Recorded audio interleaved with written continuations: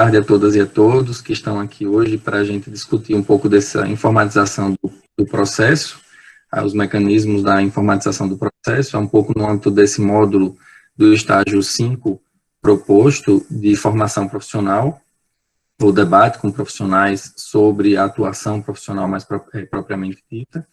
E para hoje a gente tem a presença da professora Bruna Pinotti, que é nossa colega na UFG, para falar um pouco para nós, com as turmas de estágio que foram convidadas, está aqui a presença do professor Alexandre, a professora Margarete, e para aquelas pessoas que estão aqui presentes, entenderem um pouco de como funciona. A gente também tem no nosso grupo do estágio o César, que é servidor do Tribunal de Justiça de Goiás.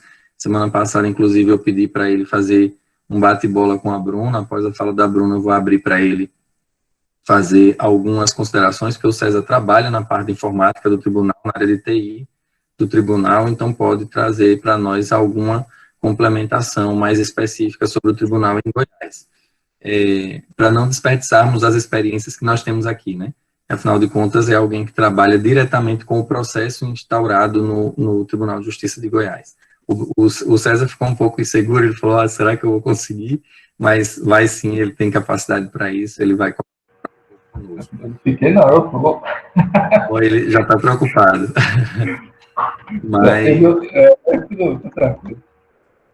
Mas fique tranquilo, César.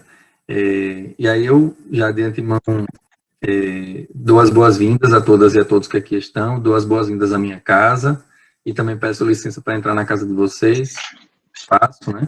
Eu acho que é importante a gente ter essa cordialidade, esse respeito um pelo outro, um pela outra, na perspectiva de que vocês estão chegando à minha casa e eu estou chegando à casa de vocês.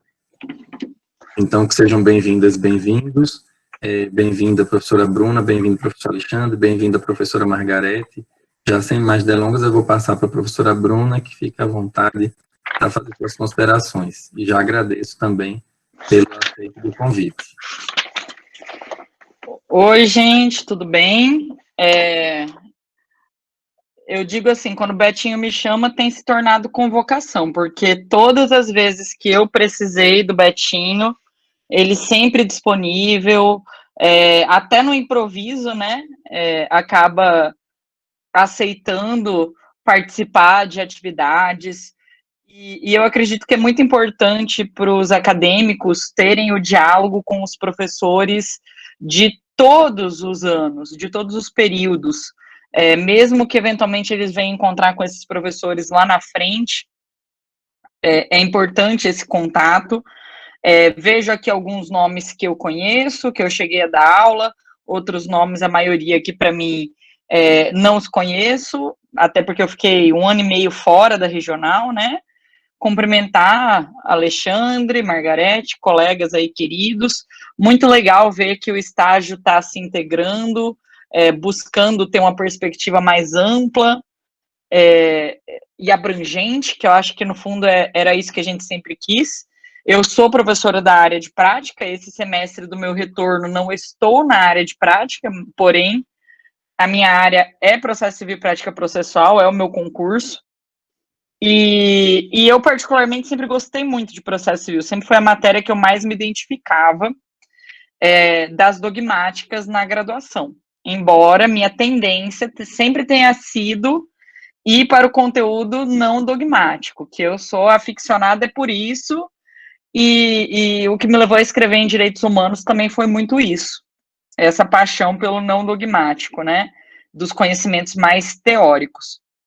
Porém, quando eu estava na graduação em Direito, por volta ali do meu 5º ano, eu já vinha há 3 anos estagiando na área civil, no Tribunal de Justiça de São Paulo, mais precisamente vinculada ao Ministério Público de São Paulo, e predominantemente numa promotoria antiga, com um chefe já no fim de carreira, né, porque a cidade era das últimas entrâncias, então meu chefe já era bem idoso, e eu lembro até hoje como que ele passava as instruções do que ele queria que a gente fizesse, e ele escrevia todas as cotas dele, todas as manifestações à mão, todas, para a gente digitar no computador, que ele achava aquilo uma bizarrice. Quando eu estava no meu 5º ano, eu comecei a participar de um grupo de pesquisa em processo civil, e nessa época eu comecei a tentar associar o meu gosto pelo processo civil com o meu tema de pesquisa desde o 2º ano, que era direito eletrônico. Então eu falei, bom, vou escrever algumas coisas sobre informatização do Poder Judiciário. E foi um período dos meus estudos até interessante, digamos, acho que uma das publicações mais relevantes que eu tenho é sobre informatização do Poder Judiciário, que saiu na Revista Brasileira de Direito Processual, foi para o repositório do STJ, e eu fiquei, nossa, meu Deus. E até nesse artigo que eu vou embasar minha fala, fico feliz de saber que a gente vai ter um técnico para falar depois, porque minha abordagem é muito mais teórica, de falar os tipos de obstáculos que existiram naquela época, que eu escrevi sobre o assunto de forma mais intensa, isso tem uns 7, 8 anos, e quais eu vejo que ainda se consolidam. E mais do que isso, quando eu estava escrevendo sobre esse assunto, era justamente o período que a gente estava transitando do Código de Processo Civil de 73 para o Código de Processo Civil de 2015. E eu cheguei a escrever com o professor Ais José Hover, que é da Federal de Santa Catarina, um artigo numa obra que eu organizei sobre informatização no projeto do Código de Processo Civil de 2015, e a gente desce o pau, assim, sinceramente, porque o Hover concordava comigo, a gente teve algumas discussões. Eu, na verdade, traí a Federal de Santa Catarina, o Hover queria muito que eu fosse para lá, e eu mudei para o Centro-Oeste, e acabei indo para a Universidade de Brasília.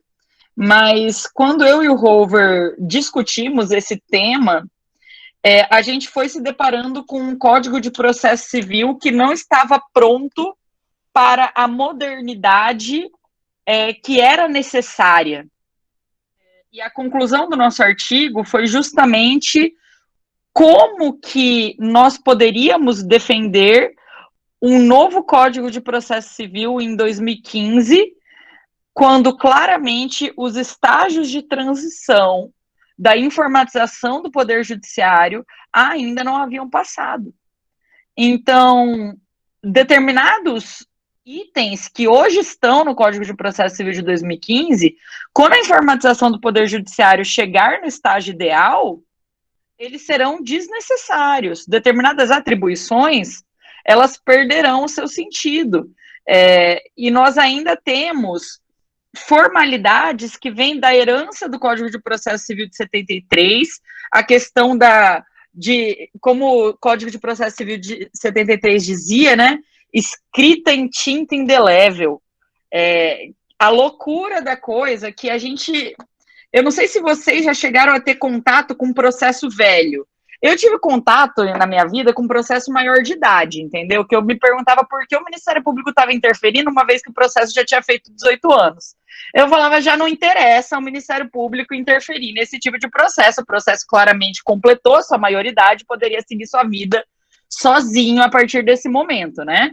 Porque era muito isso, e a gente ia pegando aquelas petições, muitas delas datilografadas na máquina de escrever ainda, as cotas marginais, aí vem o Código de Processo Civil e coloca vedações aos posicionamentos de cotas. Você vai ler o CPC de 73, você vê normas sobre escrever um determinado conteúdo num processo, porque a nossa visualização do processo era uma visualização puramente física.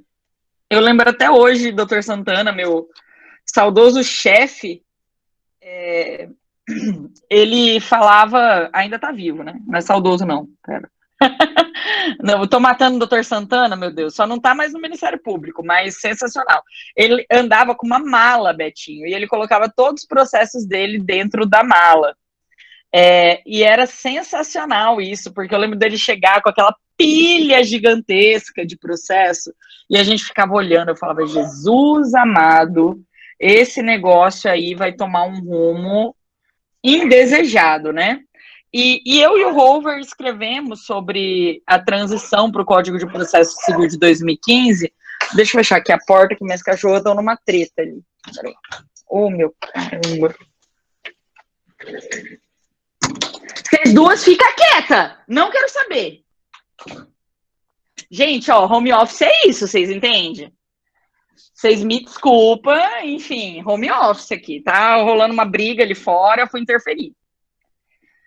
Enfim, minhas cachorras, elas estão aparecendo em todas as minhas aulas, todas. Se elas não aparecem, elas latem porque elas ficam revoltadas, eu acho que é isso.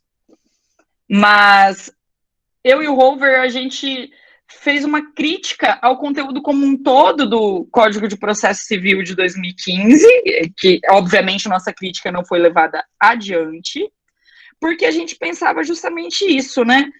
Será que o que a gente tinha de avanço tecnológico naquele momento, em 2015, seria o suficiente para a gente dizer estamos prontos para um Código de Processo Civil que pense no processo informatizado?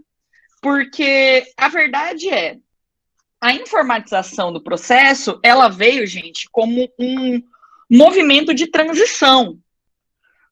Quando eu comecei a faculdade de Direito, 2006, e eu já era bem conectada, bem tecnológica, mexia muito em tecnologia, em blog, em web como um todo. Quando eu começo a me deparar com um processo, o processo em regra é físico, ele sempre vai ser físico. E a gente começa a se deparar com os obstáculos que existiam em termos culturais dentro do Poder Judiciário. Naquela época que eu estudei mais a fundo a questão, que foi um contexto posterior à Emenda Constitucional 45 de 2004, que assegura o acesso à justiça, no sentido de o acesso à justiça ter que ser efetivo, e esta efetividade conduziria, segundo o Pacto do Estado por uma Justiça mais Rápida e Republicana, conduziria necessariamente a estabelecimento de convênios para a informatização do Poder Judiciário. E nesse contexto que, em 2006, foram aprovadas 2 leis falando sobre a informatização do Poder Judiciário. Uma dessas leis institui a infraestrutura de chaves públicas brasileiras, o sistema ICP Brasil. A ideia do ICP Brasil, gente, é muito simples. Quando a gente está falando num computador, eu não tenho como saber se quem diz que está nesse computador realmente está. Então, o que a ICP Brasil cria, basicamente? Uma forma de você certificar que você realmente é você por meio de uma máquina. Então, um advogado, ele consegue, por meio da certificação providenciada pela ICP, realizar seus atos como ele realizaria no processo físico, porque o simples fato dele estar vinculado a esse sistema é o que confere legitimidade para a gente saber se ele está ou não realmente atuando ali. É ele que tem o seu token, ele que tem os seus instrumentos vinculados à chave pública brasileira, e você gera a presunção de veracidade do que é feito ali. Você presume que o que está sendo feito ali é verdadeiro, é autêntico, né?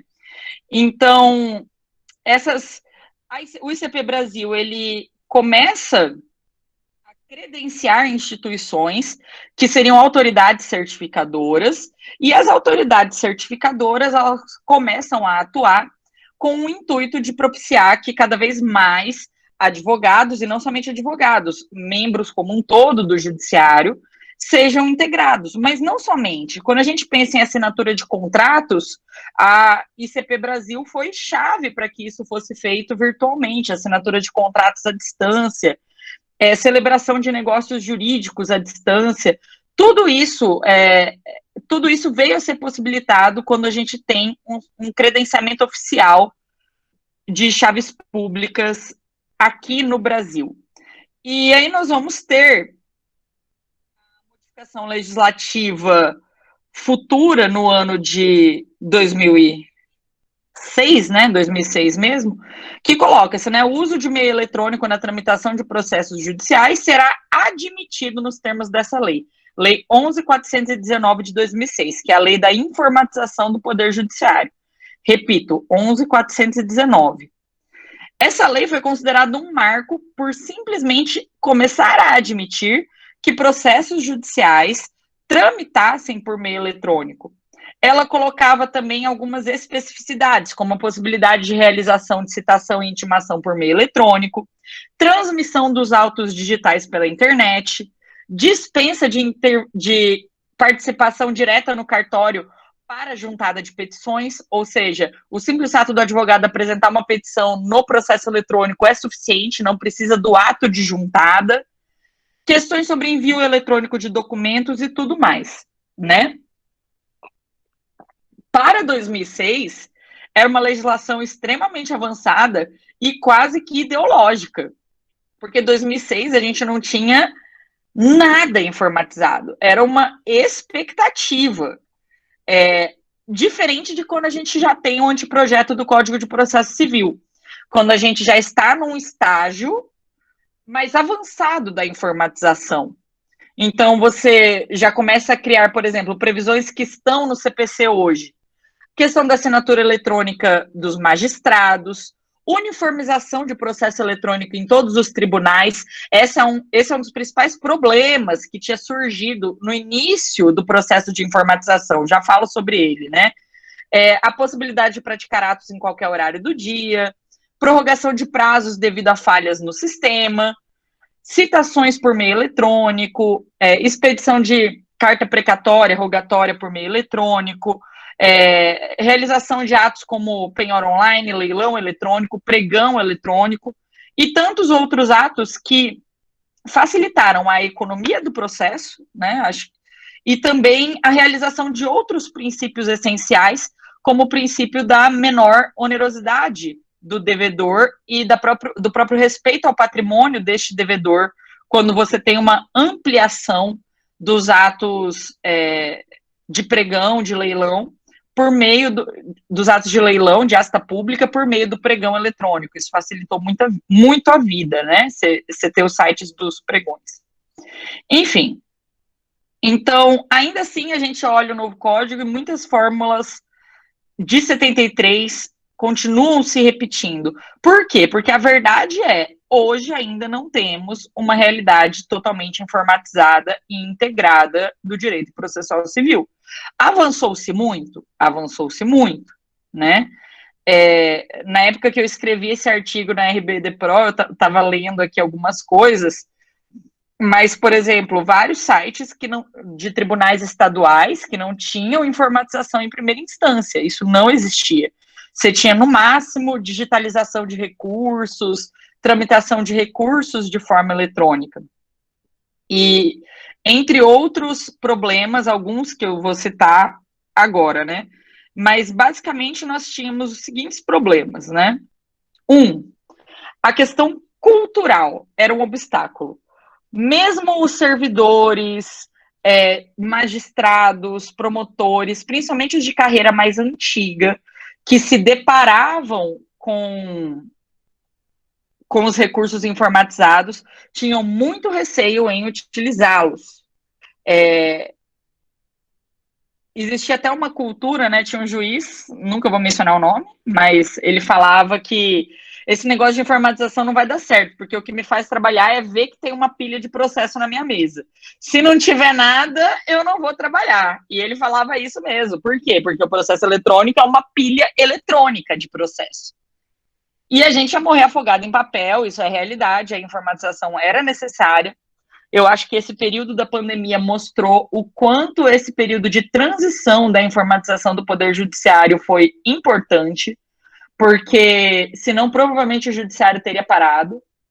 E, pelo contrário, muitos estados, eu estava vendo Minas Gerais, aqui o estado de Goiás mesmo, houve uma melhora de desempenho. O que significa que isso só é possível que esses servidores estejam trabalhando em casa e trabalhando bem em casa, gerando melhora de desempenho, porque a gente conseguiu avançar nesse estágio da informatização e porque, pouco a pouco, a mentalidade tem mudado, né? Você já não tem mais tantos profissionais que se recusam a utilizar as tecnologias. Tinha um negócio que acontecia muito naquela época, que era o seguinte, que cada lugar adotava um sistema de informatização diferente. Aí eu fui pesquisar um pouquinho sobre a merda que dava isso e descobri uma bizarrice que acontecia na época. E era mais ou menos o seguinte, olha, gente, olha que loucura, gente. Como os sistemas dos tribunais estaduais não eram compatíveis necessariamente com os sistemas do STJ e do STF, chegava-se ao ponto de imprimir aqueles processos, escaneá-los novamente para enviar aquilo para o STJ, para o STF, que já corriam de forma informatizada. Então, a economia que era para ser reduzida do gasto do papel, do servidor, essa economia não acontecia, né? Claramente. E a informatização, ela era uma pedra no sapato, muitas vezes. Então, por isso que o Código de Processo Civil traz essa preocupação com que todos os tribunais adotem sistemas compatíveis e a padronização dos sistemas de informatização. Porque no começo não tinha. Então, naquela época que eu escrevi, o que a gente via de forma clara, bem informatizado? Tribunais superiores e Justiça Federal. Primeiro, os juizados especiais federais foram informatizados quase que na totalidade, e isso foi estendido para a Justiça Federal como um todo. Quando a Justiça Federal chegou no estágio de informatização até bastante razoável, você tinha estados que ainda não tinham sistemas informatizados. Tá? Então, os tribunais estaduais fizeram essa caminhada de um jeito mais devagar. Por quê? Gente, requer mão de obra especializada, tá? Não é qualquer um que dá conta de manter um sistema desses. É uma luta diária e constante, tá? 2, a princípio é mais caro, a longo prazo não é mais caro. Você economiza papel, você economiza mão de obra, você economiza um monte de coisa, mas no começo é mais caro. Você tem que investir em tecnologia, você tem que investir em aparelhos de hardware eficientes. Não basta você ter um software que funciona, tá? Então, por exemplo, o que é o PJE? O PJE, ele é uma espécie de software, tá? Ele é um software, ele é um programa que é acessado pelos advogados para a realização de atos. Posso falar um pouco de inteligência artificial? É o que eu tenho falado recentemente, né? Vou me arriscar aqui. Então tá. Então o PJL é um software para a realização dos atos processuais. O advogado, ele acessa, ele tem a sua chave eletrônica, e com a sua chave eletrônica, que ele vai pegar na OAB, ele consegue praticar todos esses atos processuais, acompanhar as petições, os processos como um todo, sem ter que sair de casa. Ele sai de casa para fazer audiência. Eu estava vendo que isso tem gerado uma mudança. O tanto de advogados que não tem mais escritório físico por conta disso, porque o cara não precisa documentar, ele precisa de um bom computador, e todos os documentos que ele precisa estão ali no computador dele. Então, às vezes é mais barato ele pagar uma sala de reunião eventualmente, ou fazer um atendimento no escritório do cliente, do que ter propriamente um escritório. Eu mesma advogo hoje, mas não na parte judicial, na parte extrajudicial, trabalho com contratos, e eu advogo sem escritório. Eu vou até o meu cliente, discuto contrato, converso, e disso sai a prestação do serviço, né? Mas vamos lá. Aos poucos, os tribunais de justiça têm evoluído. Não sem perrengue, tá? Não sem perrengue. Porque não é obra do acaso que você abre o Instagram, tem 1 zilhão de memes reclamando do PJE. O sistema é instável, o sistema cai com frequência, ainda é um sistema em estado de lapidação. Da mesma forma que a gente tem visto aos poucos o abandono do processo físico, né? Hoje os processos que vêm sendo propostos, se eu não me engano, em raras unidades federativas ainda são processos físicos. Você tem novos processos, hoje mais de 95% de digitalização no Brasil. Os processos antigos físicos continuam aí, eles ainda existem, tá? Eles não desapareceram, e cá estamos nós, que vimos recentemente o processo da Princesa Isabel ser julgado no Supremo, para saber que muitos desses processos continuarão aí por décadas e décadas e décadas no nosso Poder Judiciário, se não por séculos, não é mesmo? E vamos lá, né? E agora a gente já está avançando para uns tópicos de informatização. Acho legal o Betinho me lembrar de falar um pouquinho sobre isso. É até uma coisa que eu trabalhei muito no meu doutorado, que é a questão da inteligência artificial. Porque, assim, quando a gente pensa em inteligência artificial, a princípio, né, eu, Bruna, assim, aficionada por ficção científica, para mim, inteligência artificial, eu pensava, tipo, no Homem Bicentenário, do Robin Williams, chegando e falando, olá, senhora, quero uma cerveja. Assim, na época eu era criança, então quero uma Coca-Cola. Era o que eu imaginava. A gente imagina a inteligência artificial, tipo os Jetsons, Star Trek, a inteligência artificial humanoide. E qual não é a nossa surpresa que hoje a gente vive a inteligência artificial e a gente acredita que nem existe. A inteligência artificial é uma parte da nossa vida e raramente a gente toma uns sustos com relação à inteligência artificial. Então, vou contar um susto que eu tomei recentemente. Eu acordei, olhei meu celular no dia seguinte, estava lá. Aparelhos para ronco, deseja adquirir, não sei o que lá, promoção. Aí eu, olha, Thiago, você tá roncando muito alto, porque o algoritmo do meu celular me sugeriu a compra de um aparelho para ronco. Chegamos neste nível, porque é o algoritmo, gente. É um microfoninho que tá ligado ouvindo o que você tá falando, e ele é tão ousado que eu tava esses dias lendo o livro do Edward Snowden, e ele apareceu para mim, assuntos que podem te interessar. Quem está me vendo agora? Eu não sei o que... Eu falei, olha a ousadia desse filho da mãe. Por quê? Ele realmente, nós temos a manipulação das informações. Esses algoritmos, gente, que estão nos nossos celulares, que estão no nosso dia a dia, existem possibilidades de desabilitar o microfone, sim, mas eles vão continuar manipulando seus dados por outras formas. Manda um salve aí para o Snowden, que ele deve estar nos ouvindo agora. Salve, Snowden! Enfim, aquele negócio bem clássico, né? Mas, basicamente, gente, o que isso tem gerado de discussão na atualidade é o seguinte: se esses algoritmos eles podem ser utilizados para manipular comportamento, ou melhor do que isso, entender padrões comportamentais, esses mesmos algoritmos não poderiam ser utilizados, por exemplo, para identificar demandas repetitivas? Então, eu coloco o algoritmo para fazer a leitura dos processos e dos casos e tentar agilizar o poder judiciário, de certo modo, tirando aquele trabalho humano e transferindo esse trabalho para a tecnologia. E não se enganem, os algoritmos, hoje, eles são o que nós chamamos de algoritmos inteligentes. A expressão vem do inglês machine learning.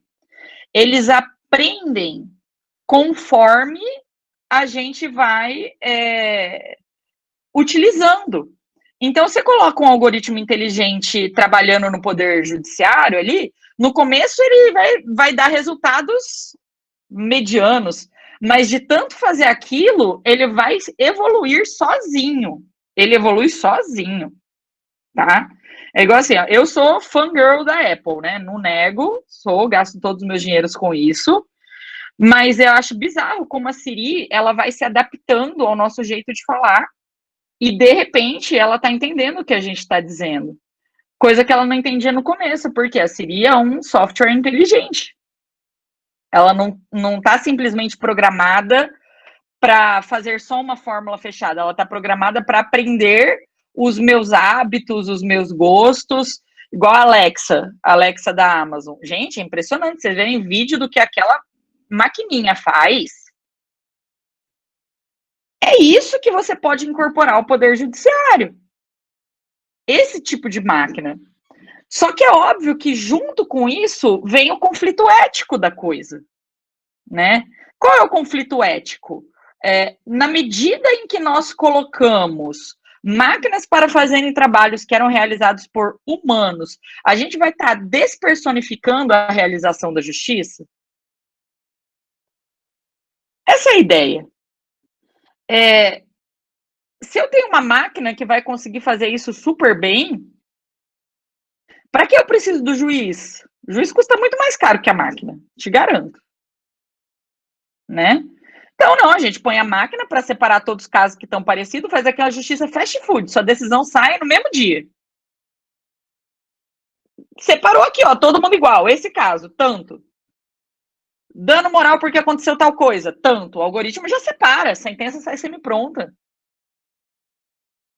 Né? Ele pode fazer isso. E a gente finalmente está chegando naquele estágio de evolução tecnológica em que a gente não discute mais o que a gente pode fazer com a tecnologia, mas sim o que a gente deve fazer com ela. Porque poder fazer, a gente já descobriu que pode fazer praticamente tudo. A gente está diante, digamos, que algo, na minha opinião, né, eu pelo menos sou uma pessoa esperançosa, né, de um evento histórico sem precedentes com a possível descoberta de uma vacina para uma doença em 1 ano. Gente, sem tecnologia, vocês acham realmente que são pessoas que estão ali analisando aqueles códigos? Cara, tem computador lá, tem algoritmo rodando, medindo frequência de DNA. Se não fosse por esses algoritmos, a gente ia esperar os 5 anos. Então, o que eles podem fazer? Eles podem fazer tudo. Sobre esse assunto, tem uma obra excelente, quem se interessa, eu escrevi um pouco sobre isso na minha tese, mas é uma obra do professor Pedro Domingos, um português sensacional, chamado O Algoritmo Mestre. E ele explica lá tudo que um algoritmo pode conseguir fazer. E você fica assim, tipo, mano do céu!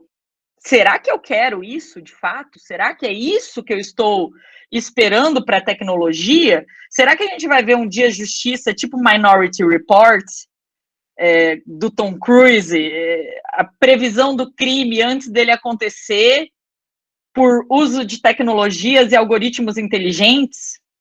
Né? Aqui isso vai conduzir a nossa sociedade.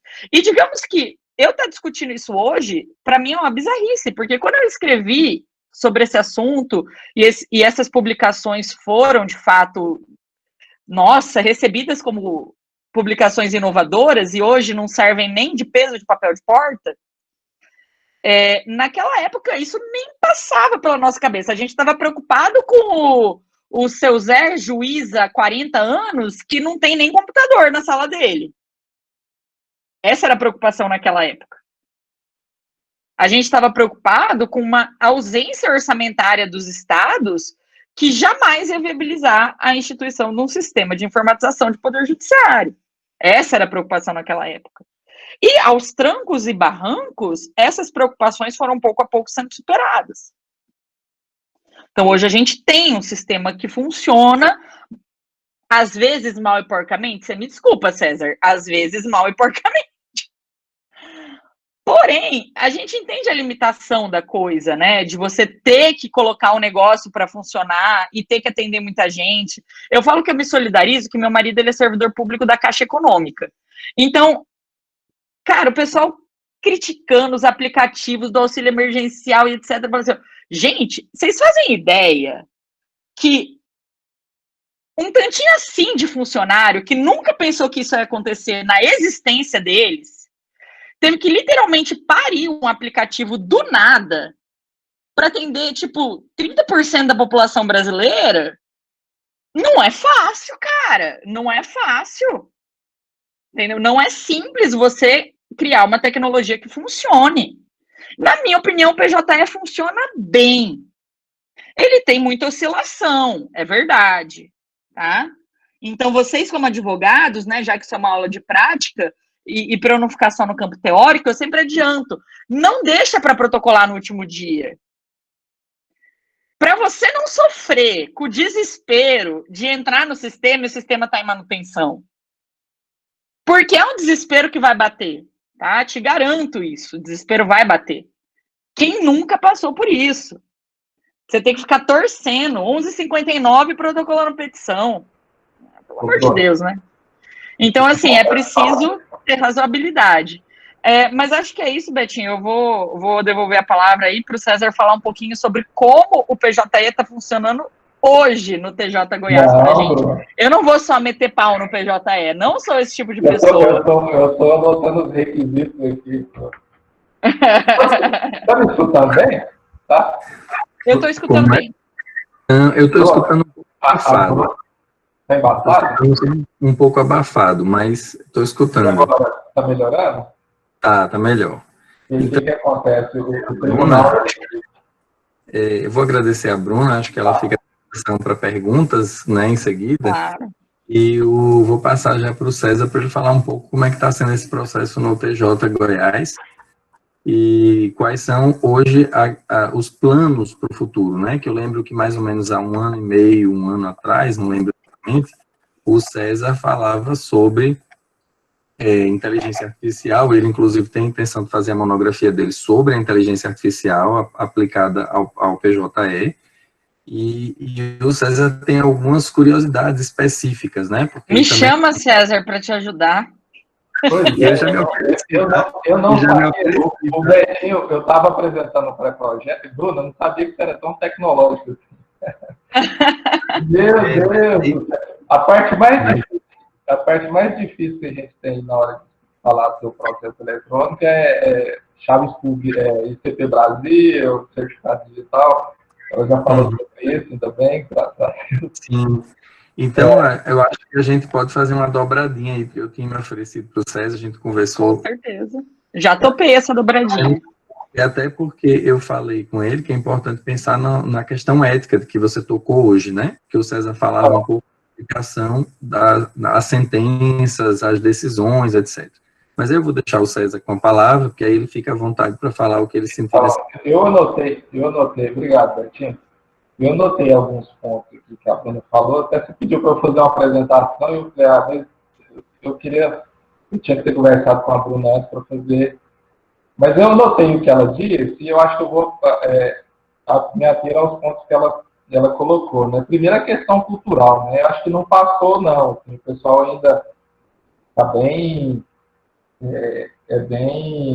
enraizado ainda com a questão do físico.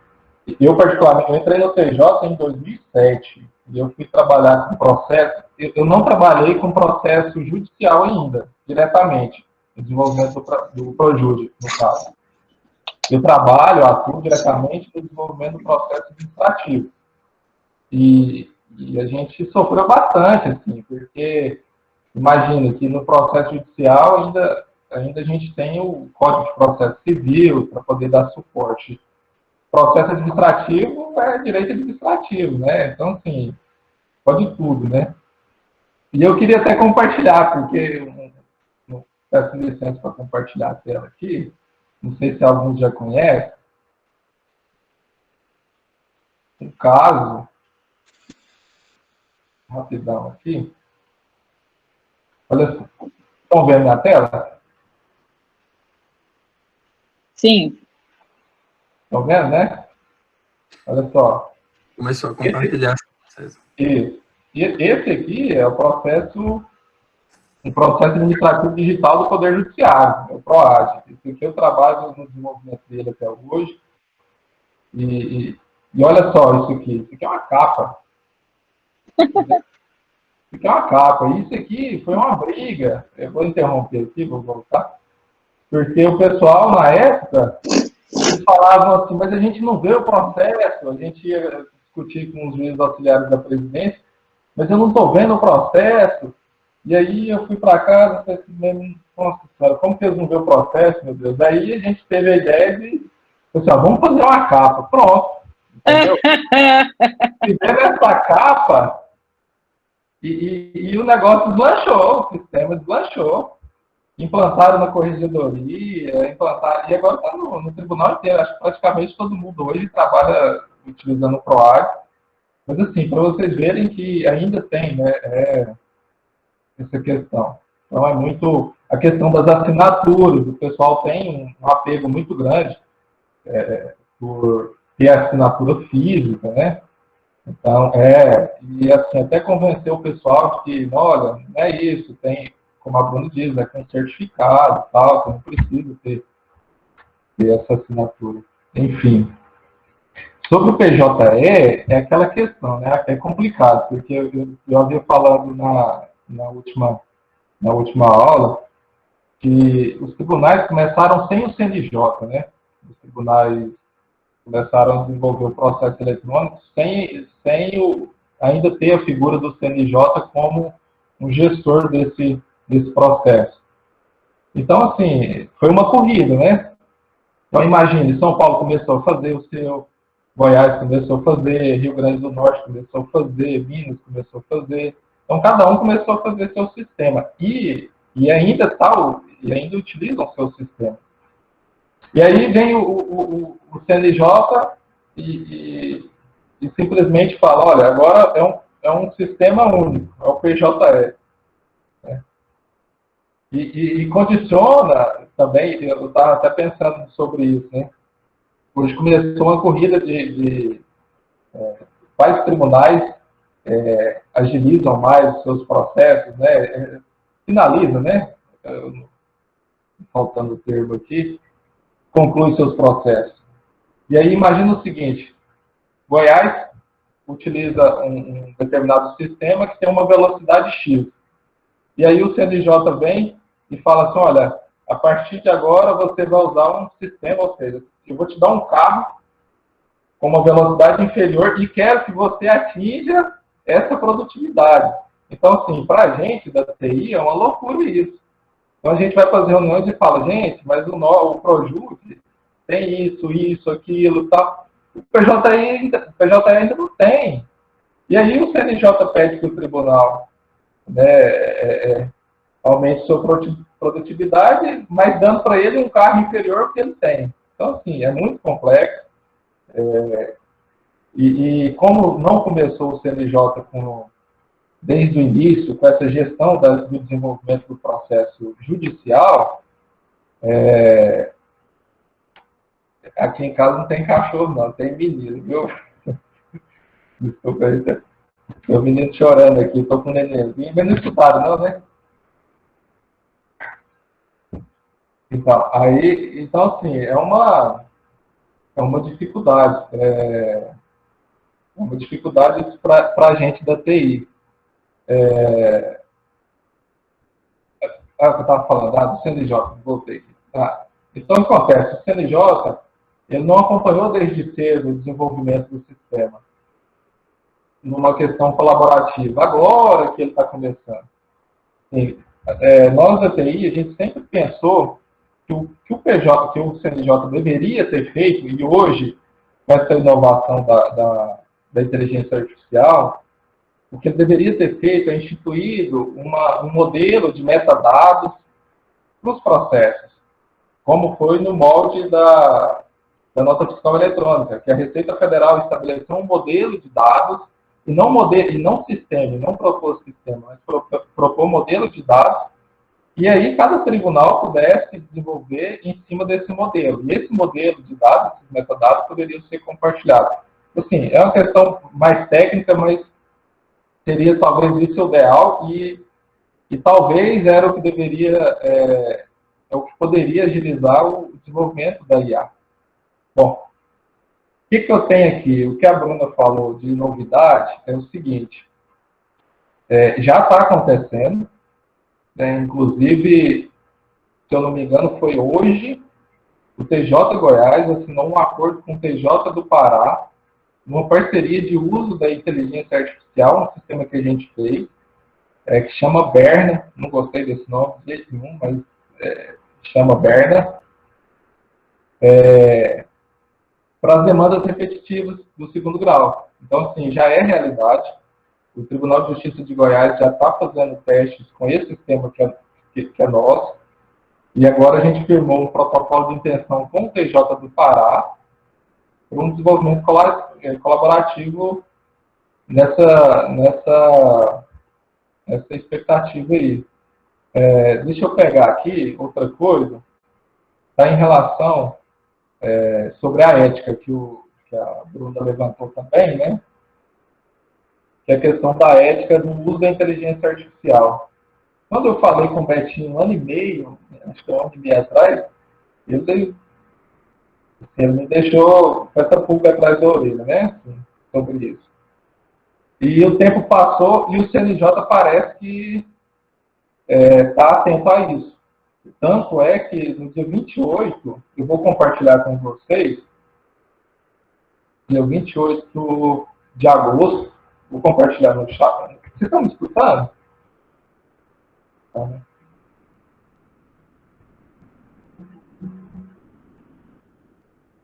Em 28 de agosto, o CNJ publicou essa resolução que dispõe sobre a ética, a transparência e a governança na produção e no uso de IA, de inteligência artificial, no Poder Judiciário e outras providências.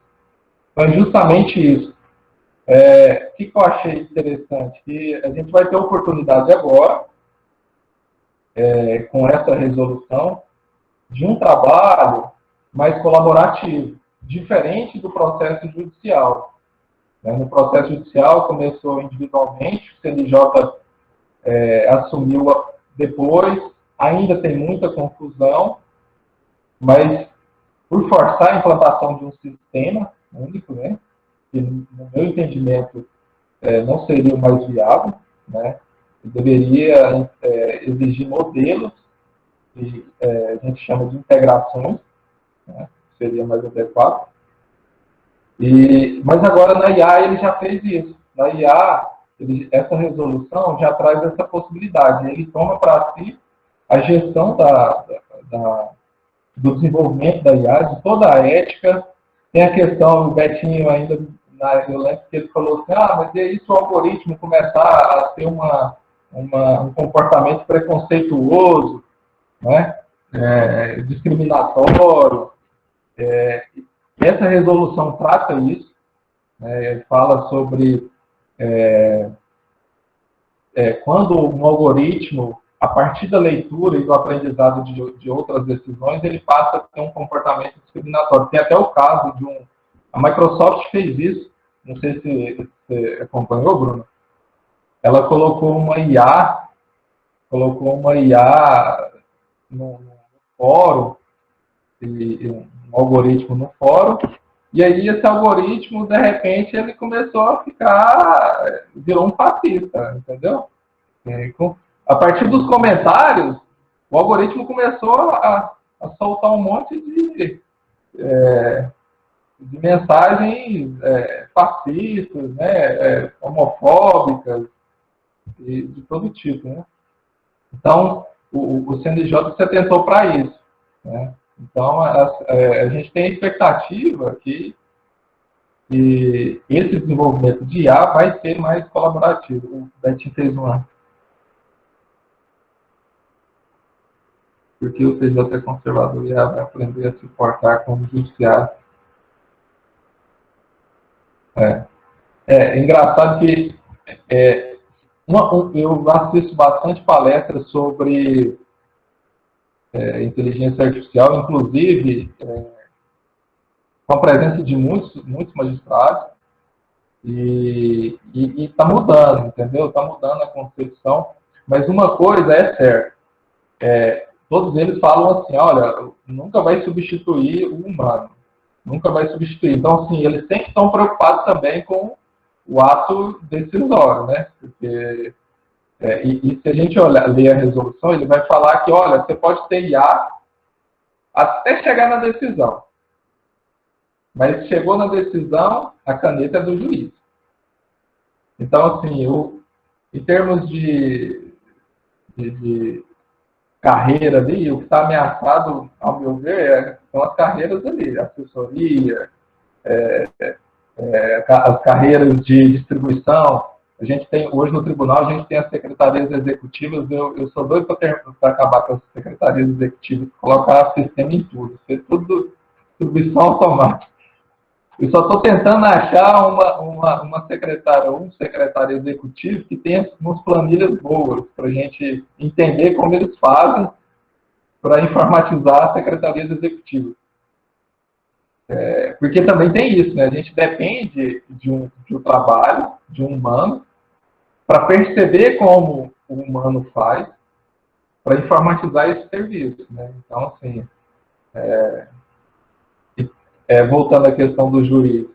Então, o CNJ e todos os magistrados sempre se preocupam com essa questão da decisão, né? E aí, Bruna, eu vou trazer, como referência que eu estou estudando, eu tenho uma tese eu esqueci o nome dele agora, é Fábio alguma coisa, de que ele traz a possibilidade de uma jurisdição por IA, da possibilidade de um direito de a possibilidade da gente participar, né, da gente ter mais uma opção. Como a gente tem a conciliação, como a gente tem a arbitragem, que a IA poderia ser uma possibilidade, um direito do cidadão de ter, de levar o seu litígio para uma decisão desse ponto, né? Então, assim, é uma discussão ainda, né? Eu mesmo acredito que talvez vai demorar um pouco, até por conta dessa resolução aí, né? O CNJ já deixou bem claro que a canetada continua sendo dos magistrados e vai continuar, né? Mas é uma expectativa também. Uma coisa sobre o meu trabalho, que eu até levantei para o Betinho na época, mas eu achei até que estava ficando mais um trabalho de TI do que de direito, né? E aí depois eu levei para a questão do direito, seria a possibilidade da gente ter também alguns juízos de admissibilidade, né? Tem as decisões lá, a admissibilidade de algumas ações, poderem ser também por IA, né? Então, não seriam a questão do mérito, né? Mas na admissibilidade da ação, né? Então, pode ser que também avance nessa linha também. Então, a IA pode chegar aí. Então é isso. Se tiver alguma coisa para falar, Bruno, sobre o PJE não tem muitas novidades. Eu sei que é uma briga, entendeu? Com a TI, com todas as TIs, todos os PJ, a questão de imposição do PJE. Os tribunais estaduais que não possuem o PJE querem o PJE, os tribunais que já têm seus processos judiciais lutam para mantê-los, e aí a gente vai mantendo 2, 3 sistemas, né? E é assim, é uma luta, né?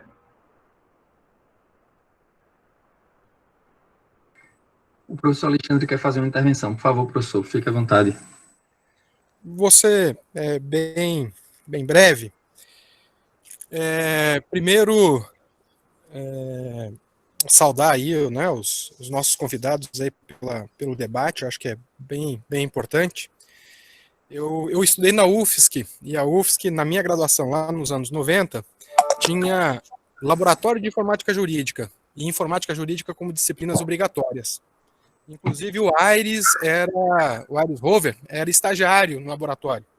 Depois ele virou professor, quando eu estava no mestrado, e segue ainda nesse debate. A minha pergunta é a seguinte: todo o debate da inteligência artificial, ele hoje está articulado também com a Big Data, né, que é a possibilidade de manipulação dos sistemas de informática, dados, banco de dados, arquivos.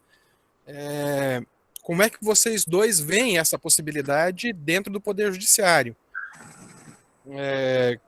Imagina o seguinte, né? Julgamento de admissibilidade de uma ação. Eu posso criar, né, algoritmos que impedem que pessoas de determinada classe social, né, venham a ter seus direitos obstaculizados a partir de um princípio técnico, né, de inteligência artificial. Como é que vocês veem isso? Era esta a pergunta. Obrigado. Acho que o César pode começar. Foi esse exatamente o debate que eu fiz com o César, né? Foi esse exatamente o debate que eu fiz com o César. O Big Data nada mais é que um grande conjunto de dados, né? Então, assim, é um banco de dados gigante, seria.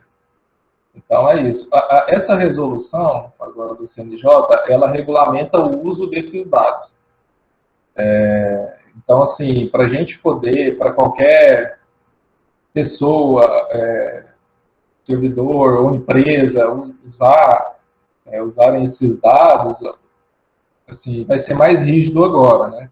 Inclusive, tem um caso que o TJ do São Paulo iria estava um projeto aí de contratar a Microsoft para fazer o sistema judicial deles. Se eu não me engano, estava na monta aí de 1 bilhão de sair o processo judicial. O CNJ barrou, justamente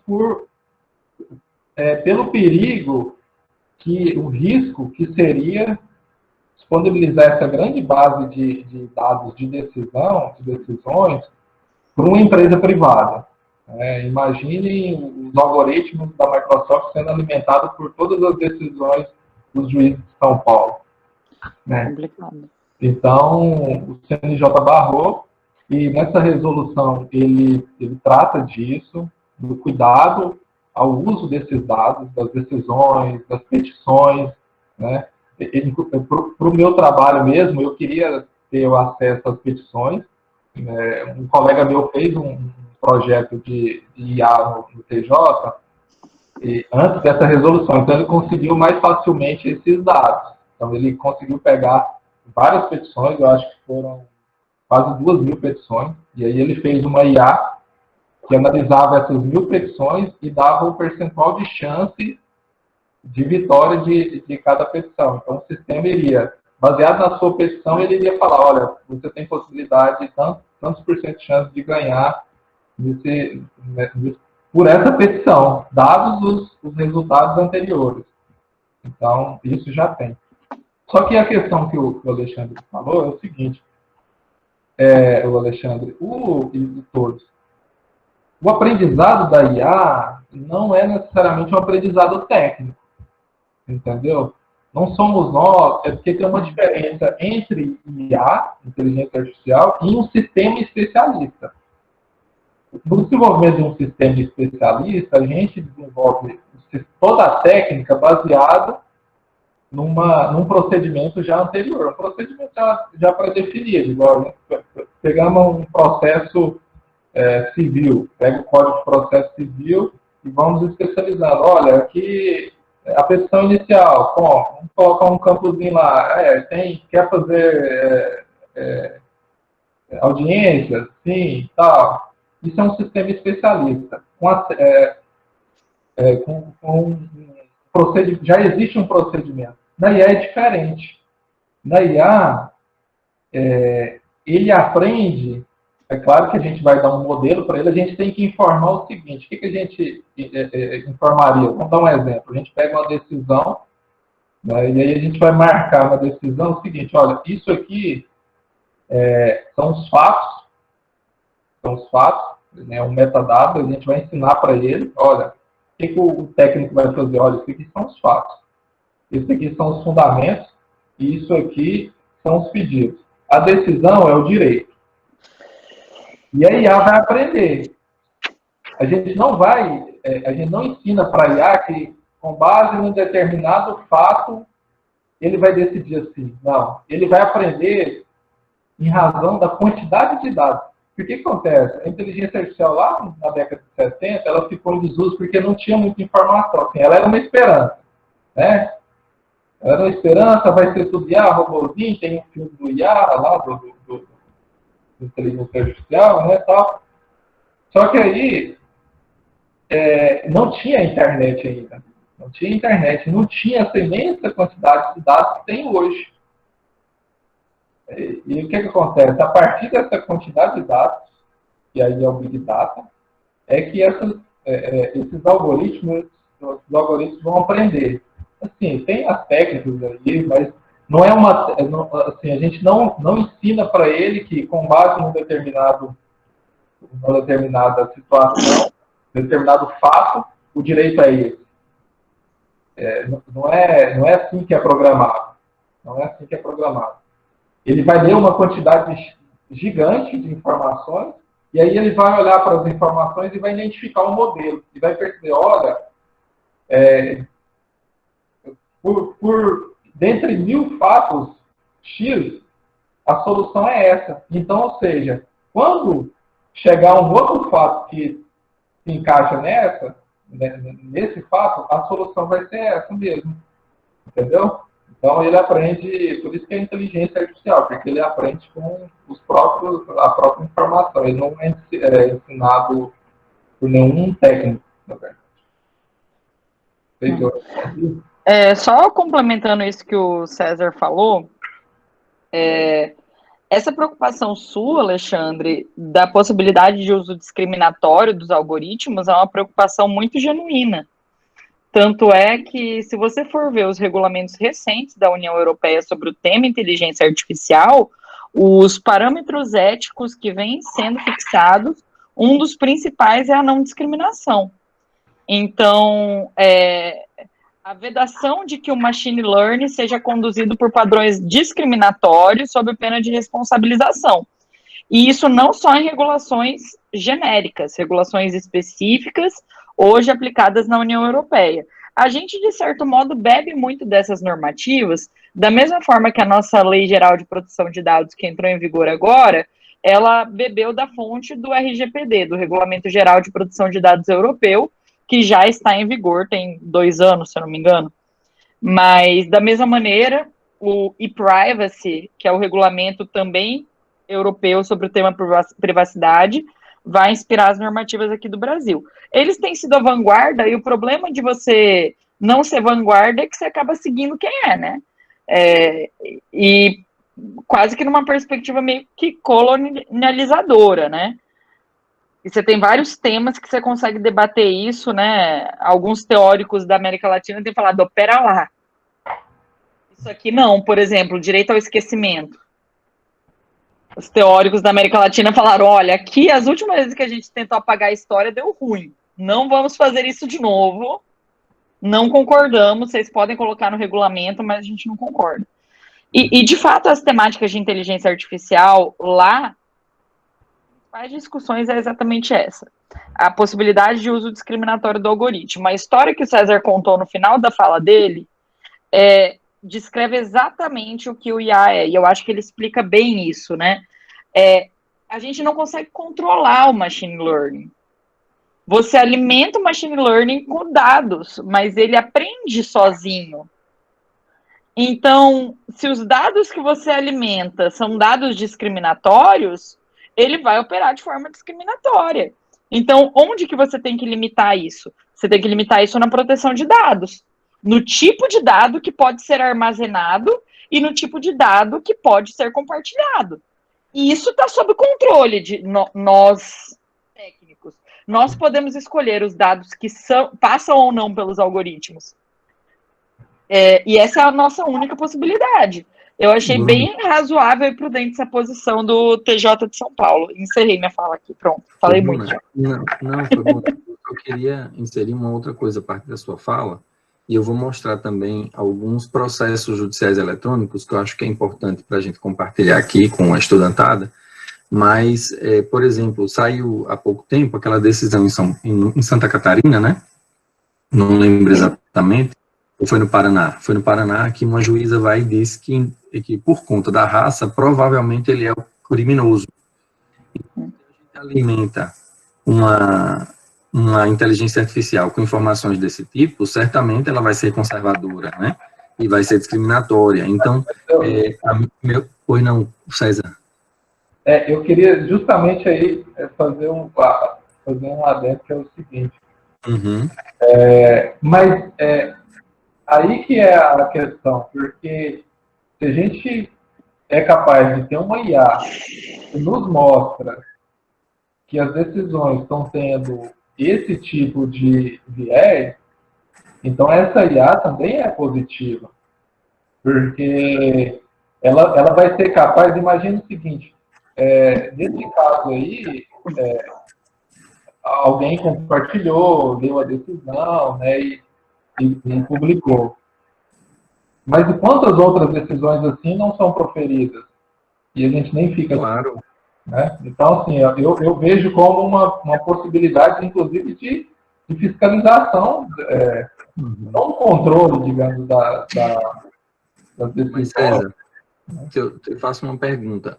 Por exemplo, você tem uma forma de enxergar o mundo que nos TJs é mais conservadora, né?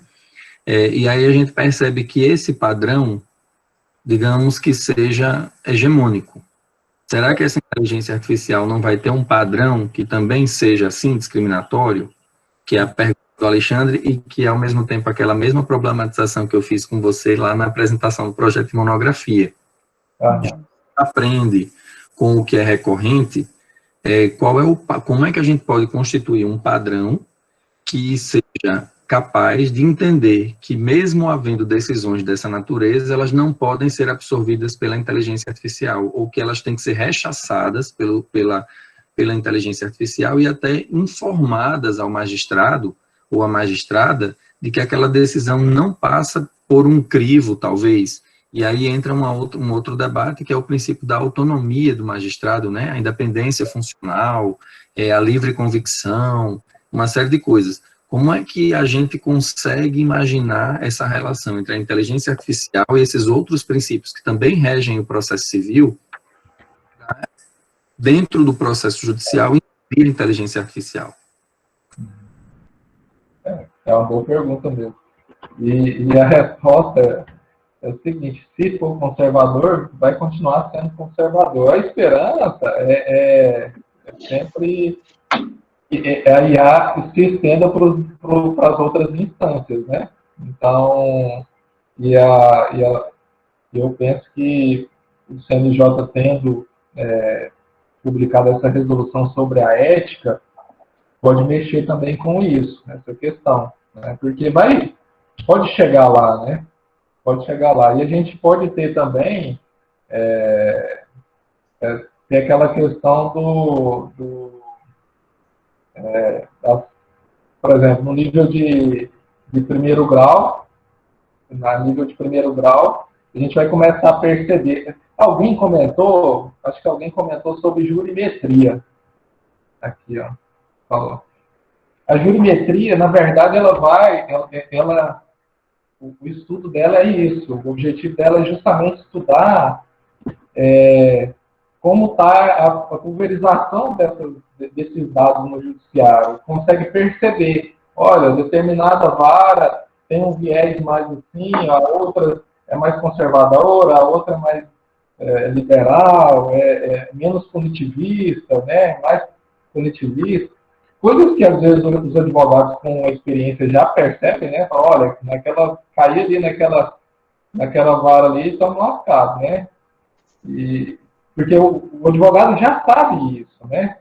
A IA vai mostrar, vai replicar esse comportamento de fato, vai replicar esse comportamento. Mas a esperança é de que quando chegue nas instâncias superiores também, se a gente pegar aqui o capítulo 2 e o capítulo 3 dessa resolução, o primeiro é o respeito aos direitos fundamentais e a não discriminação. Então, assim, não fala nem de tecnologia. Então, assim, o segundo e o terceiro capítulo da resolução sobre IA é sobre direitos humanos, direitos fundamentais. Se a gente tivesse como alimentando o algoritmo a Constituição de 88, eu me sentiria tranquilo, mas ao mesmo tempo não consideraria suficiente, porque a gente tem a Constituição como algoritmo humano, vamos chamar assim, e ela não é também respeitada. Enfim, eu acho mas que eu vou... Sim. Que agora você falou, o propósito da IA no primeiro momento no judiciário brasileiro. Eu acho que é importante, porque sempre vem a discussão, Betinho, os direitos humanos, essa questão do conservadorismo, isso sempre vem, a possibilidade do juiz deixar de decidir e tal. Mas o princípio, assim, a motivação maior é o contingente, é o estoque, digamos assim, dos processos hoje parados no tribunal, no judiciário. Então, a gente não pode esquecer que tem quase 100 milhões de processos. E a grande parte desses processos são demandas, são execução fiscal, direito do consumidor, alguns, né? Então, assim, são coisas muito positivadas, né, digamos assim, né, que eu acho que a gente não pode perder essa oportunidade, né? Não pode perder essa oportunidade de estar acelerando o julgamento de vários processos que não depende de uma uma análise mais humanística, digamos assim, né? Não sei, você entendeu, né? Sim, que são menos subjetivos, que dependem da subjetividade. Porque eu acho que, bem a grosso modo, o que sobrar disso, o que for mais subjetivo, vai continuar sendo, não vai para IA, né? Vai para IA. A IA é para atacar demandas repetitivas, esse acordo que o TJ do Pará fez com o TJDO, demandas repetitivas, né? Isso, né? Tem uma outra aqui, não lembro, mas nesse sentido, entendeu? Então, o primeiro momento é esse. O primeiro momento é esse. Entendo. Obrigado, César. Obrigado, Bruna. Eu vou ainda deixar aqui vocês, se alguém quiser fazer alguma pergunta, fiquem à vontade, tá? Eu vou aproveitar esse momento para mostrar um pouco de algumas coisas. Bom, isso aqui é um token, né? E aqui é um pendrive normal. Eu tenho porque, engraçado, eu não atuo judicialmente, eu não sou advogado, judicialmente, embora tenha a OAB, eu vou mostrar para vocês como é que isso acontece, mas como a gente, na dedicação exclusiva, não está proibido fazer coisas da família, e eu tenho um problema da minha família em São Paulo, de um tio meu que faleceu, eu acabei precisando fazer esse token para movimentar esse processo em São Paulo. E aí eu vou mostrar para vocês diferenças de sites, de processos, para ver como é que funciona esse token. O primeiro site que eu vou mostrar para vocês é o do TRT10, que fica aqui em Brasília, tá? Vocês verem o que é um PJE, o que é o PJE no meio desse site, que aí fica mais fácil a gente enxergar. Esse é o site da Justiça do Trabalho, daqui do Distrito Federal de Tocantins. Aqui vocês vão perceber a presença do PJE. Então, ao clicar aqui em cima, a gente vai ver essa página aqui, tá? Que é a página do PJE. Então, quando a gente clica em acesso ao primeiro grau, na verdade eu já tinha aberto aqui, ele vai entrar com isso aqui. Então, ele vai pedir o certificado digital.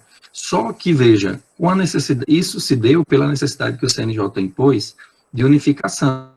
Mas aqui vocês percebem que existe um modo de assinatura, ou PJE, ou outra assinatura, que é um sistema interno do tribunal, que é o XODO, que já existia no tribunal daqui de Brasília, do Tribunal do Trabalho. Então, você pode escolher. Como eu não tenho, e eu posso ter acesso ao PJE pelo meu token, então, ele está selecionado aqui, PJE, porque eu vou inserir o meu token para que vocês possam ver como funciona. Então, eu já vou até fazer isso aqui, para imediatamente eu poder acessar outras páginas. Essa é a página do Tribunal de Justiça de Sergipe, um lugar em que eu advoguei antes de vir para Brasília e começar a trabalhar em Goiás. Então, aqui, esse site funciona num sistema próprio. Ele não pede certificação digital. Aqui o advogado ou advogada entra e tem acesso a um portal, que ao clicar aqui, a gente chega ao portal do advogado, que é essa página. Então, aqui é só colocar o número da OAB e uma senha de entrada. Não precisa de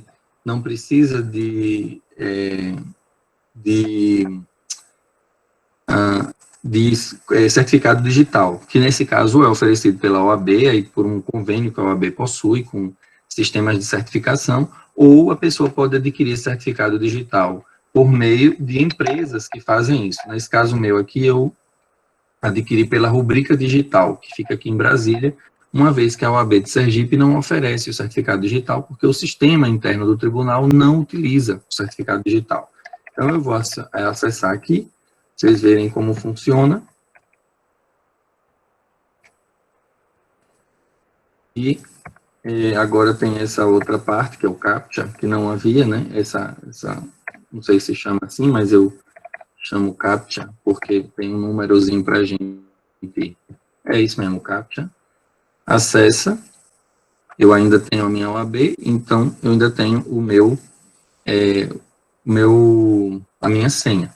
Então, aqui você tem um escritório eletrônico, consulta os processos e faz as petições. O escritório eletrônico é interessante porque permite que você organize todas as suas ações. Como eu não tenho nada, porque eu não atendo pessoas, eu não faço ações, então vocês não vão ver nada aqui no meu escritório eletrônico. Petição, aqui ele vai pedir como fazer, né, petição inicial ou petição geral. Se for o pedido de vinculação, um processo que já existe, com peticionamento avulso, a gente também pode fazer esse pedido.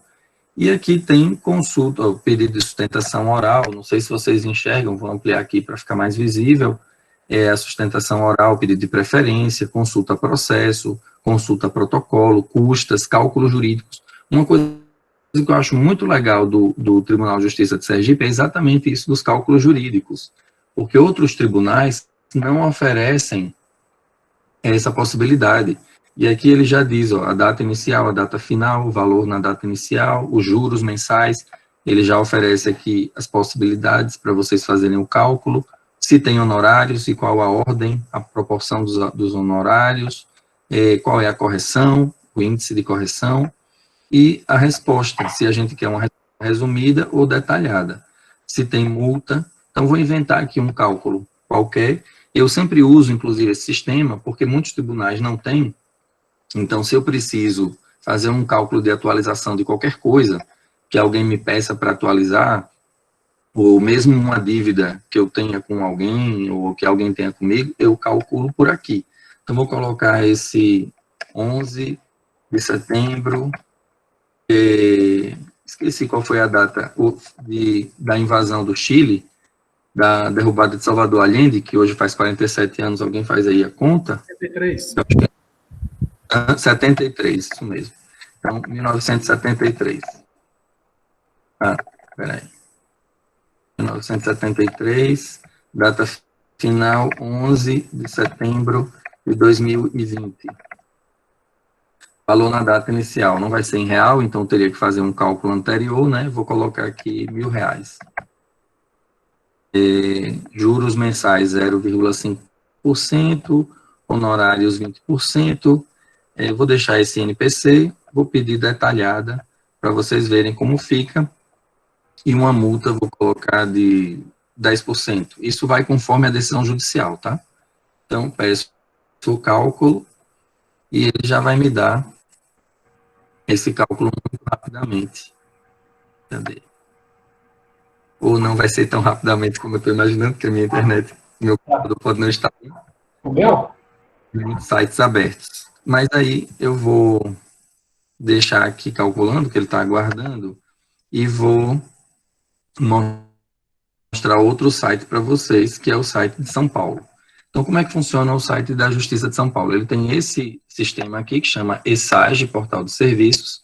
Então, quando você entra no site do Tribunal de Justiça, eu vou entrar lá no início, eu esqueci de deixar aqui no início, Tribunal de Justiça de São Paulo, JUS-BR, ele aparece isso. Então, no âmbito do processo, tanto você pode fazer a consulta aqui, nessa parte, quanto pode fazer por aqui, processos. Ele não dá um portal específico para o advogado, ou para a advogada. Você entra por peticionamento eletrônico. Então, ao acionar peticionamento eletrônico, ele te leva para uma outra sala em que se diz que em caso de dúvida, acionar o serviço, eles têm um plantão para tirar informações, ou quando dá erro. E aqui ele mostra essas possibilidades de peticionamento, tá? Eu vou, sei lá, vou tentar abrir. Eu preciso me identificar aqui primeiro. Eu não tinha feito isso, como eu já tenho uma identificação por causa do processo da minha família que eu encaminho, eu vou, ele pede o certificado digital ou CPF. No caso do CPF, ele não deixa você entrar, salvo se você tenha um cadastro com CPF. Ele está carregando aqui os certificados digitais. Apareceu aqui e eu peço para entrar.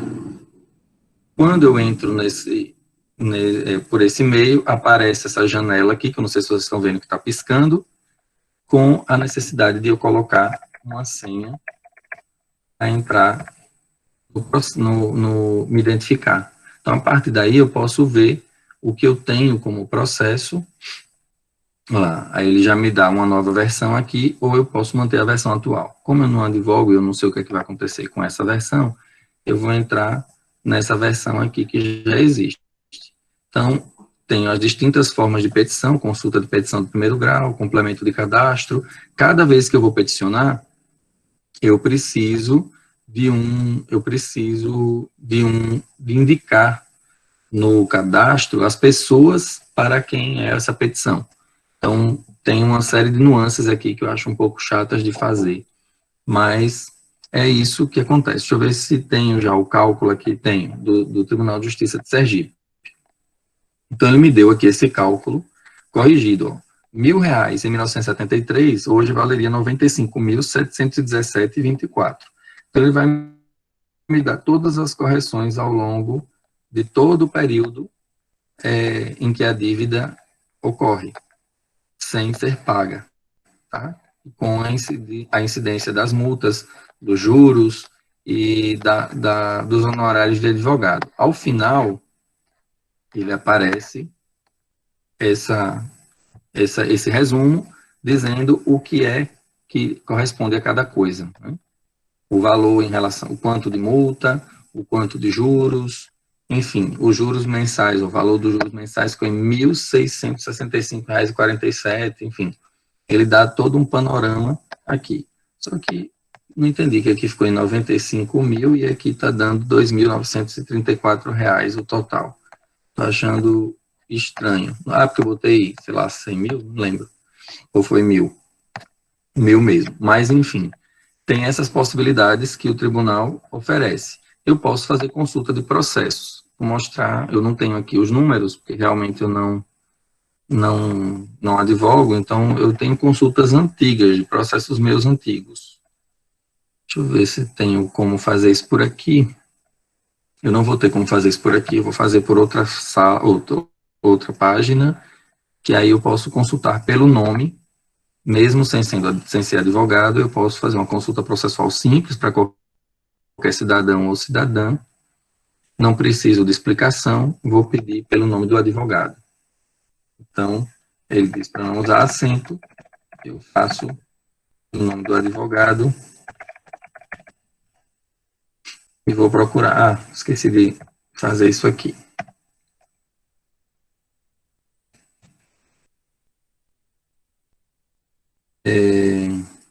Não quero explicação. Procurar.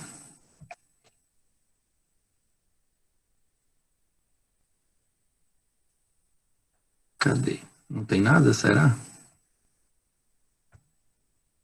Clica no seu nome. Não, acho que não vai ter nada, porque não tem seu nome aí, Beth. Ah, tá, é verdade. Aí, o técnico é assim, ó, não tem. Habilitou o botão lá embaixo agora. Consultar. Deixa eu ver de novo. O botão Se aparece, não aparece. Aperta no consultar aí. Vamos ver aqui. Foi lá. Aí agora está aguardando.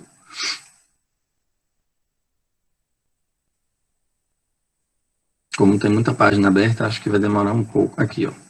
Aí eu tenho umas coisas antigas, ó. 2004, 2003, não tenho mais nada. Então, aqui te oferece a possibilidade de pegar esse aqui, eu sou parte. Essa execução fiscal aqui. Não, foi uma aqui em que eu atuei do meu pai. Vou abrir ela. Já foi julgada. Do meu pai, ó. Que foi uma execução. Aqui tem tudo, né? O que foi feito, a decisão. Eu tenho acesso aqui, ó. Quando eu clico, a decisão do juiz. Mas eu posso, ela não está mostrando aqui, em geral aparece, né? Quando tem esses símbolozinhos, aparece sempre alguma coisa. Ou eu posso, tem um outro meio, que é de gerar um arquivo desse processo. Estou vendo como é uma coisa, apesar de o Tribunal de Justiça de Sergipe já estar informatizado desde a lei da informatização. Então, isso foi bem rápido. Quando eu cheguei até a Goiás, eu estranhei de dizer que não tinha processo eletrônico. O processo eletrônico é recente, porque em Sergipe isso é antigo. A gente tem desde que surgiu a lei da informatização. Mas eu não estou vendo aqui onde é que tem gerar os autos eletrônicos. Também permite que a pessoa faça. Eu vou pegar esse número e vou jogar lá no outro que eu abri, que é o meu, da OAB, para ver se eu consigo consultar aqui,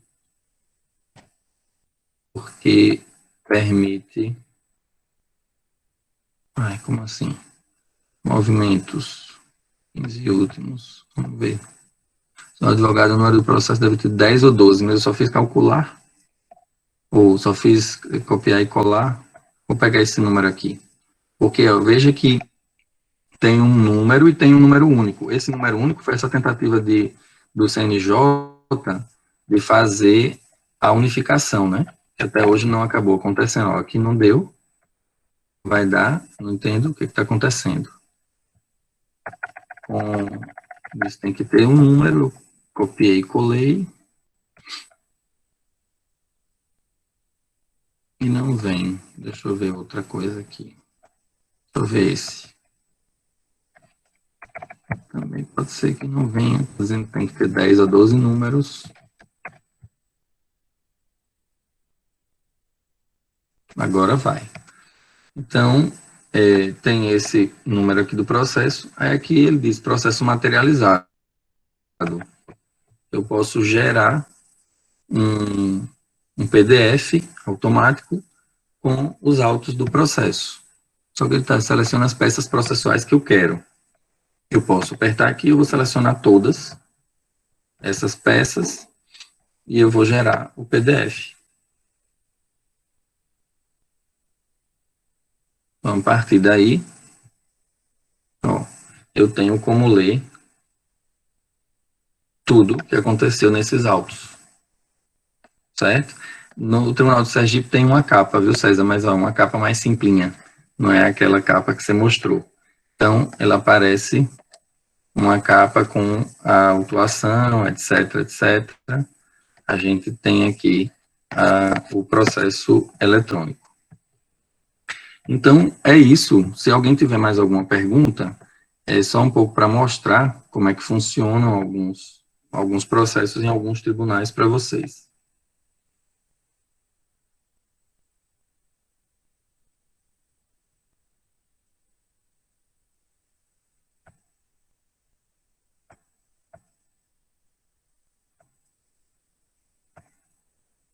Pessoal, vocês me ouvem? Estão aí? A Bruna, o César. Se vocês quiserem comentar alguma coisa, fiquem à vontade. Fazer pergunta. Sem problemas, Betinho. Estou satisfeita, não tem perguntas não. Parabenizar aí pela sua iniciativa, agradecer a oportunidade de falar e principalmente a oportunidade de ouvir, viu, César? Gostei muito das suas perspectivas, falou muita coisa aí nova que eu me interessei. Brigadão, gente, um abraço. Tá vendo aí, César? Você estava sem querer falar. O que eu vou falar dentro da Bruna? Muito bom. Eu também agradeço, viu, Bruna? Agradeço a você, agradeço ao professor Alexandre, a professora Margarete, que eu não sei se ainda está aqui, ao César, que se disponibilizou a trazer essas informações para nós. Foi muito importante, foi muito bom. Espero que vocês tenham gostado da situação, desse momento aqui juntos. Eu agora fiquei um pouco preocupado, porque percebi que estávamos gravando, né, e tem dados aí que foram colocados, número da OAB, o nome do meu pai que apareceu no negócio, então eu fiquei um pouco preocupado. Será que tem algum problema, César, você que é da informática? Então, tem a questão da responsabilidade de cada um, né? Cada um. O professor Eduardo comentou isso na aula de Direito Ambiental sobre a possibilidade de gravação, né? E questão de direito de imagem, então, acho que então eu não autorizo, eu já vou então deixar na gravação que eu não autorizo qualquer uso dos dados que foram aqui expostos, sob pena de responsabilização. E para quem é da turma, é possível facilmente saber de onde saiu a cópia ou a distribuição. Então, pessoal, por favor, respeitem a informação para que a gente não tenha problema. Então, não sei, teria que fazer uma edição para colocar em cima alguma coisa, né? Mas, enfim, vejam que tem uma boa fé aqui e uma necessidade de mostrar para vocês algumas coisas. Então, respeitem essa nossa deferência, esse nosso respeito em relação a vocês e também retribuam em não compartilhando dados e informações da aula. Eu julgo que da próxima vez eu vou tentar evitar mostrar coisas como essa.